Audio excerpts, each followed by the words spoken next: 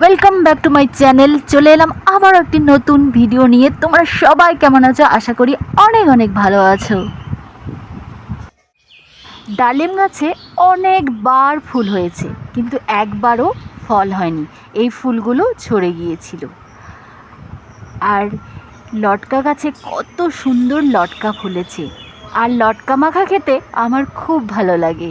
আর একটু বড় হলেই লটকাগুলো আমি মাখা বানাবো। আর আমাদের বাড়িতে যখনই মাংস নিয়ে আসে আমাকেই ধুয়ে দিতে হয়, কারণ মা অনেক কাজে ব্যস্ত থাকে, তাই তাড়াতাড়ি মাকে মাংসটা ধুয়ে দিলাম। আর আমি আজকে মাংস রান্না করিনি, মাই রান্না করেছিল।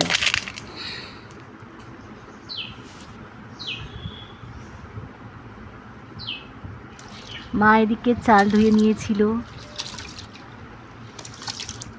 কচু শাক রান্না করেছিল। সেদিন ছিল বিয়েবাড়ির নেমন্তন্ন, তাই সবাই পৌঁছে গিয়েছিলাম বিয়েবাড়ি।